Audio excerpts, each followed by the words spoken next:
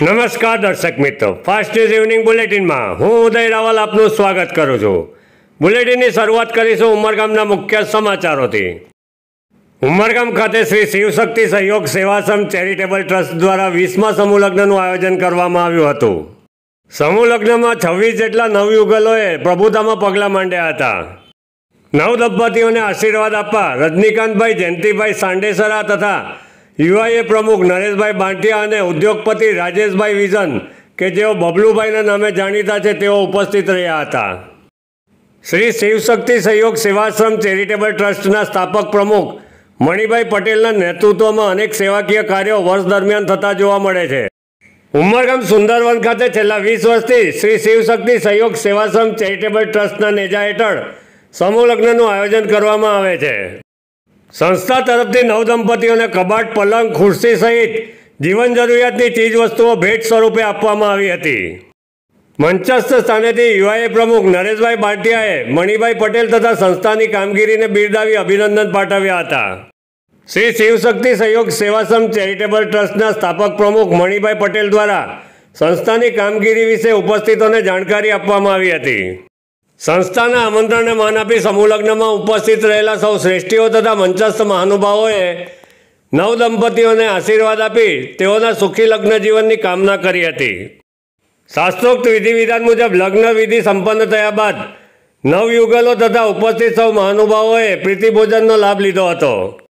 20મા સમૂહ લગ્ન સમારંભને સફળ બનાવવા માટે શ્રી શિવશક્તિ સહયોગ સેવાશ્રમ ચેરિટેબલ ટ્રસ્ટના સભ્યોએ ખડે પગે સેવા પૂરી પાડી હતી। રાજકોટની ગોઝારી ઘટના બાદ સમગ્ર રાજ્યમાં સરકાર દ્વારા ગેમ ઝોન બંધ કરવા માટેની કાર્યવાહી કરવામાં આવી રહી છે। વલસાડ જિલ્લા અને ઉમરગામ તાલુકામાં પણ તંત્ર દ્વારા 7 જેટલા ગેમ ઝોન બંધ કરાવાયા છે। ઉમરગામ જીઆઈડીસી સ્ટેશન ટાઉન મુખ્ય માર્ગ ઉપર નોટિફાઈડના ફાયર વિભાગના અધિકારીઓએ સ્નૂકર ક્લબની મુલાકાત લઈ તપાસ હાથ ધરી હતી, જેમાં ફાયર એનઓસી ન મળી આવતા તાત્કાલિક ધોરણે બંધ કરવામાં આવ્યું હતું।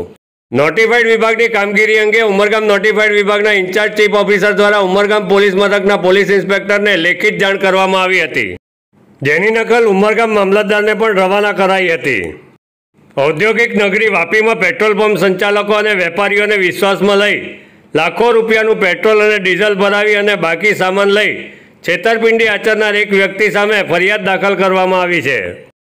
જિલ્લાના જુદા જુદા પોલીસ સ્ટેશનોમાં કુલ 5 જેટલી ફરિયાદો નોંધાઈ હોવાનું જાણવા મળી રહ્યું છે। વાપી ચણોદ વિસ્તારમાં રહેતા ઉમેશસિંહ નામના વ્યક્તિ સામે પોલીસ ફરિયાદ નોંધાઈ છે। વાપીના ચીરીમાં પેટ્રોલ પંપ ચલાવતા સમીર પટેલ નામના વ્યક્તિએ પોલીસ ફરિયાદ કરી છે।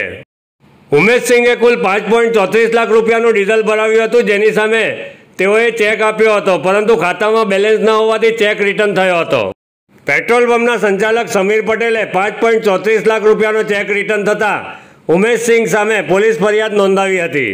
મારે ત્યાં આજથી 8-9 મહિના પહેલાં ઉમેશસિંહ નામક વ્યક્તિએ મારા ત્યાં ચીટિંગ કરેલું હતું। એમને પહેલાં સ્ટાર્ટિંગમાં એડવાન્સમાં થોડું પૈસા આપીને ડીઝલ લીધેલું હતું, પછી વિશ્વાસ કેળવીને અમને એડવાન્સ પેટે ચેક આપીને 5 લાખ જેવી માતબર રકમનું એને મારે ડીઝલ પુરાવીને આજ દિન સુધી એક પૈસો આપેલો નથી। વારંવાર એની પાસે ઉઘરાણી કરવા છતાં એ કે ચેક પૈસા આવશે ત્યારે હું આપીશ પૈસા, એવી રીતે હરબાર એને એવું કરેલું હતું। અને પછી અમે જ્યારે બી ચેક ડિપોઝિટ કરેલા દરેક વાર ચેક બાઉન્સ થયેલા છે। આજ દિન સુધી આરોપીએ અમને પેમેન્ટ આપેલું નથી અને એના માટે અમે ડુંગરા પોલીસ સ્ટેશનમાં એના વિરુદ્ધની ફરિયાદ કરેલી હતી। ત્યારબાદ મને જાણવા મળ્યું કે મારા જેવા તો અનેક લોકો છે જેના એને લાખોનું ચીટિંગ કરેલું છે। તો આવા લોકો માર્કેટમાં ચીટિંગ કરતા રહેશે તો ધંધાદારી વેપારીઓ શું કરશે? તો 8 થી 10 જણા જેવા મને મળેલા કે એમની સાથે બી મોટી અમાઉન્ટનું આ માણસે ચીટિંગ કરેલું। ફરિયાદ બાદ આરોપીની ધરપકડ કરવામાં આવી હતી। આરોપી ઉમેશસિંહ શરૂઆતમાં વેપારીઓને લાખો રૂપિયાના ચેક એડવાન્સ પેટે આપતો હતો। ચણોદ વિસ્તારમાં રહેતા ઉમેશરામ સુરેશસિંહ નામનો ઈસમ જે કોન્ટ્રાક્ટનો બિઝનેસ કરે છે, આ ઈસમ ઘણા સમયથી લોકોને વિશ્વાસમાં લઈ અને એમની પાસે પોતાના કોન્ટ્રાક્ટના નામે ચીજ વસ્તુઓની ખરીદી કરી અથવા તો પોતાની જે સાધનો છે, ગાડીઓ છે કોન્ટ્રાક્ટના, એમાં પેટ્રોલ પંપના માલિકો પાસેને વિશ્વાસમાં લઈ એમને એડવાન્સમાં ચેક આપી અને એમની પાસેથી ડીઝલ પુરાવી અને પાછળથી આ લોકોને પેમેન્ટ નહીં આપી છેતરપિંડીને વિશ્વાસઘાત કરેલો। જે બાબતે વાપીના ડુંગરા, વાપી જીઆઈડીસી અને વલસાડ રૂરલ પોલીસ સ્ટેશનમાં આ ઉમેશસિંહ વિરુદ્ધ અલગ અલગ 4 જેટલા ગુનાઓ નોંધાયેલ છે।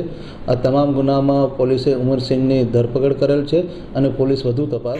Gujarat national law university Silvassa campus દ્વારા LLM વિદ્યાર્થીઓના પ્રથમ બેચ માટે વિદાય સમારંભનું આયોજન કરવામાં આવ્યું હતું.